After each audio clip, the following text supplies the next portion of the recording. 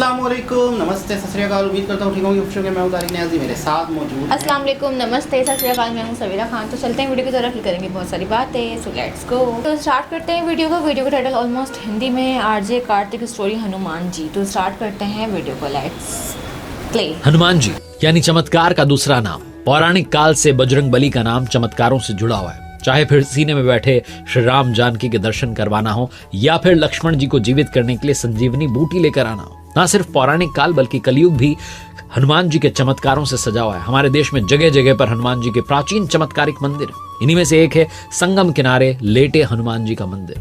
ये अपने आप में अनोखा मंदिर है। आइए इसकी कथा आपको सुनाते हैं। कथाएं विद आरजे कार्तिक में। आखिर क्या कारण है कि हनुमान जी यहाँ लेटी हुई अवस्था में, इस अवस्था में उनकी प्रतिमा क्यों है? संगम के किनारे जो मंदिर, इसके बारे में कहा जाता है कि संगम स्नान के बाद अगर आपने यहाँ दर्शन नहीं किए तो आपका स्नान अधूरा माना जाता है। जो प्रचलित कथा है वो ये है कि इस लेटे हुए हनुमान जी के मंदिर में कहा जाता है कि एक बार एक व्यापारी हनुमान जी की भव्य मूर्ति लेकर जलमार्ग से चला रहा था। हनुमान जी का परम भक्त था, जो अपनी नाव लिए प्रयाग के समीप पहुंचा तो उसकी नाव धीरे धीरे भारी होने लगी और संगम के पास आकर यमुना जी के जल में डूब गई। बाद में कुछ समय बाद यमुना जी के जल की धारा ने कुछ राह बदली तो मूर्ति दिखाई पड़ी। उस समय मुस्लिम शासक अकबर का शासन चल रहा था।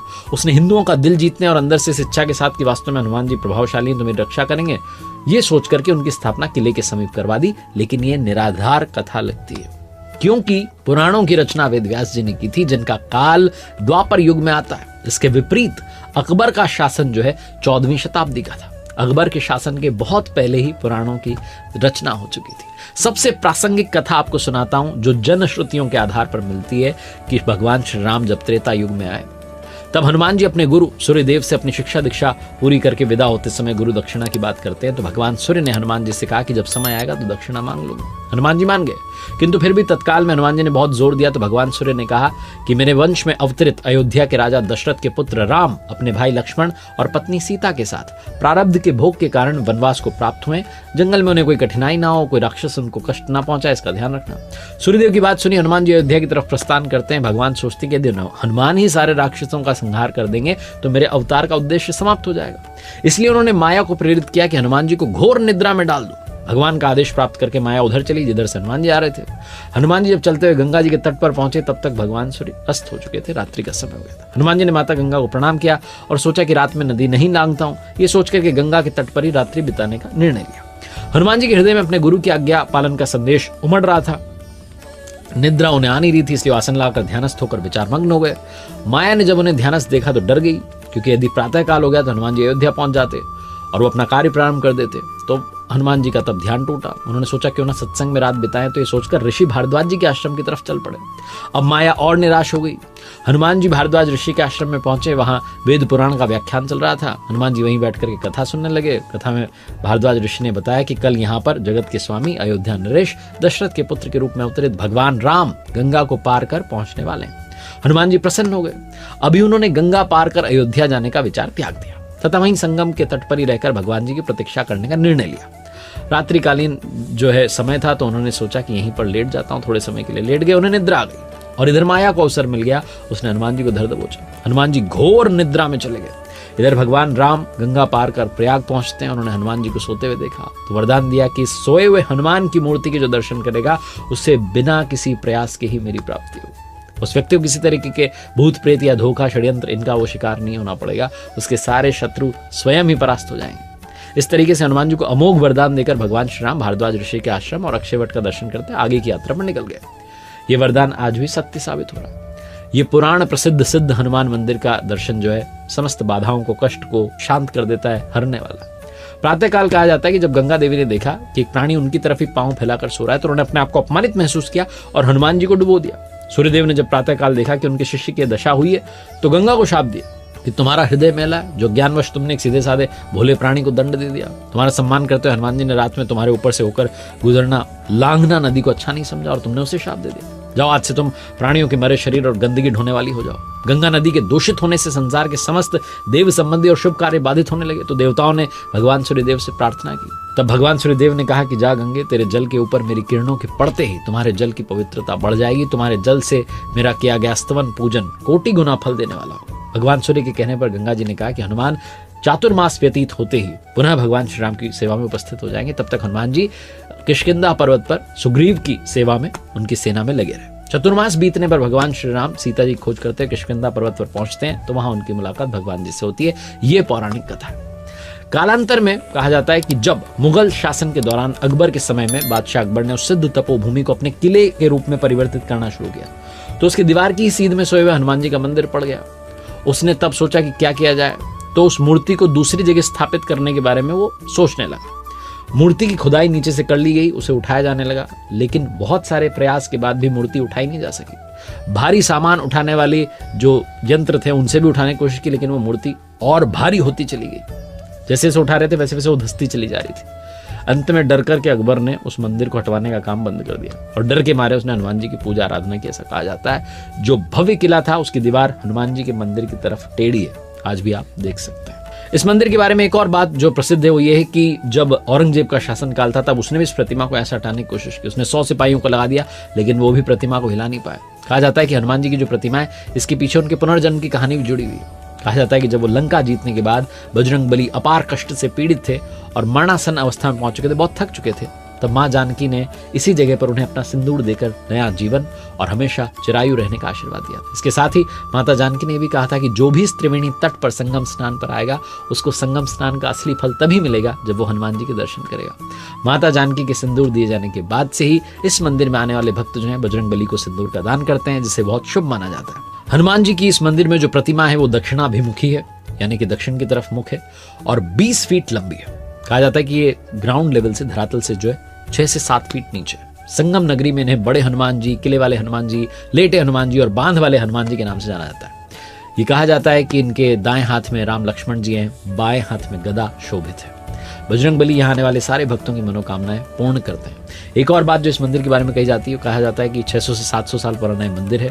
कन्नौज के राजा की जब कोई संतान नहीं थी तो गुरुजी ने उपाय बताया कि हनुमान जी की ऐसी प्रतिमा का निर्माण करवाओ जो राम लक्ष्मण को नागपाश से छुड़ाने के लिए पाताल में गए थे। हनुमान जी के जो विग्रह विंध्याचल पर्वत से बनवाकर लाया जाना चाहिए, तो कन्नौज के राजा ने ऐसा किया था कि वो प्रतिमा जो थी उसको नाव में लेकर के आए विंध्याचल से हनुमान जी की प्रतिमा को, लेकिन अचानक से नाव टूट गई, प्रतिमा जलमग्न हो गई। राजा को देखकर बहुत दुख हुआ, अपने राज्य में वापस आ गए और इस घटना के कई सालों बाद जब गंगा जी का जल स्तर घटा तो वहां धूनी जमाने का प्रयास कर रहे राम भक्त बाबा बालगिरी महाराज को प्रतिमा मिली। फिर उसके बाद वहां पर राजा द्वारा मंदिर का निर्माण करवाया गया। तो ये कथा भी मंदिर के बारे में प्रसिद्ध है। जो कथाएं हैं वो मैंने आपको इस एपिसोड में बताने का प्रयास किया। लेटे हुए हनुमान जी की कृपा हम सभी भक्तों पर बनी रहे। जय जय श्री सीताराम, जय श्री बालाजी महाराज। जनाब, इस वीडियो में आप सबको हम सबको पता चली लॉजिक कि लैब मतलब वैसे तो कभी भी किसी भी भगवान की मूर्ति को लेटे हुए कभी भी कहीं भी नहीं है सिवाय हनुमान के इस टेम्पल में। तो आज इसकी लॉजिक पता करी कि श्री राम ने मतलब एक दुआ दी थी, एक यादाश्त के बाद कि जो शख्स पे इस तरह से देखिएगा उसके सारे परेशानियां, सारे दुख, सारी टेंशनें खत्म होंगी। और इस पे मेरे ख्याल में हनुमान की भी फिल्म भी आई है उस पर कुछ टाइम पहले। और कहते हैं कि ऐसे हनुमान चालीसा के बारे में नहीं देता है कि हर घर में पढ़ा जाता है, हर घर में। वो जो हमने देखा था जो चांद देखते हैं उसे क्या बोलते हैं, तो वो भी पढ़ रहे थे ना कि मुस्लिम लड़की जब पढ़ रही कि वो चांद देख कर क्या होती है, वो कैसे हैं कड़वा कड़वा चौथ। हाँ करवा चौथ में, हाँ तो उसमें भी पढ़ रहे थे वो देख के। और रहता है कि अभी तक हनुमान के हवाले से कहा जाता है और हनुमान जी के अभी तक जीवित है, मतलब ये वो हैं और देवता हैं तो वो अभी भी समझो मौजूद हैं और कभी अपने तो के सामने आते हैं देवी। किसी भी रूप में आके और उनकी मदद करके चले जाते हैं, उनके पता भी नहीं चलता। और बहुत ही ज़्यादा इनके बारे में कहा जाता है शक्तिशाली। जब महाभारत हो रही थी तो कर्ण और अर्जुन की जब लड़ाई चल रही थी तो उस टाइम पर भी जो उनका रथ था अर्जुन का, उसके रथ के ऊपर भी कहते हैं कि हनुमान बैठते रहते। वो जो वो होता है ना जो पकड़ते हैं, रथ होता है जो, हाँ उसके ऊपर लेने के एक हाँ, तरह से एक वो कील टाइप के ऐसे निकला होता है उन बुकता वो, हाँ वो मैंने कार्टून देखे ना, किया मुझे पता है। आपने हनुमान और हनुमान क्या मैंने हाँ महाभारत से कार्टून देखा ऊपर? नहीं नहीं महाभारत पे नहीं, पोगो पे आते हैं ना आते थे ना कार्टून, तो उसमें देखा था। सो अभी भी आते हैं। तो अभी भी आते हैं मतलब कार्टून देखने वाले बदल दें तो वक्त के साथ ऊपर बहुत नहीं नहीं कोई बात नहीं, अभी भी डोरेमोन हर कोई देखता होगा। पता नहीं नैन देता है अरे मैं कहते मुझे जिंदगी में शुरू में ही कार्टून पसंद नहीं आया पता नहीं था। डोरेमोन देखता होगा हर कोई, टॉम एंड जेरी, डोरेमोन। मैं भी अभी तक लिखती हूँ, वो मसला नहीं है। सैटरडे नहीं, कोई मसला नहीं है। क्या मसला है? आप डोरेमोन नहीं दे सकते? मैं तो ये कहती हूँ मेरे पास काश एक डोरेमोन होता, उसकी जो वो है पॉकेट, वो मेरे पास होती। एनीवेयर डोर निकालो, बैम्बू कॉप्टर निकालो, कहीं भी चले जाओ। लेकिन फिलहाल इनकी बात हो रही थी। विर्गो विर्गो स्टार है किसका? इसको बोलने थे काफी पाली दुनिया में रहते हैं विर्गो वर्गो के लोग नहीं, मैं कैप्रिकॉर्न। अभी तो शायद ये भी रहते हैं नहीं, कोई नहीं।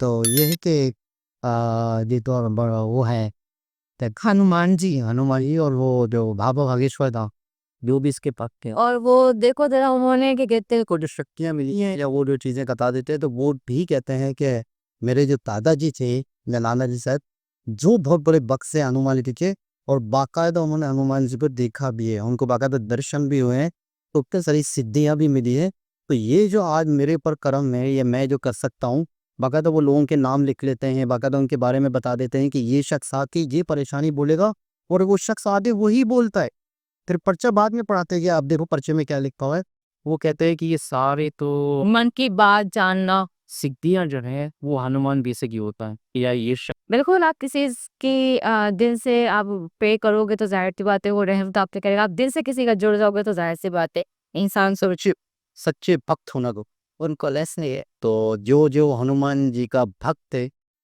वो जरा कमेंट्स के जरिए से बताएं नहीं, वो एक बार हनुमान जी लिख भी देगा ना तो हम समझ जाएंगे। हनुमान जी और आगे दिल छोटा सा।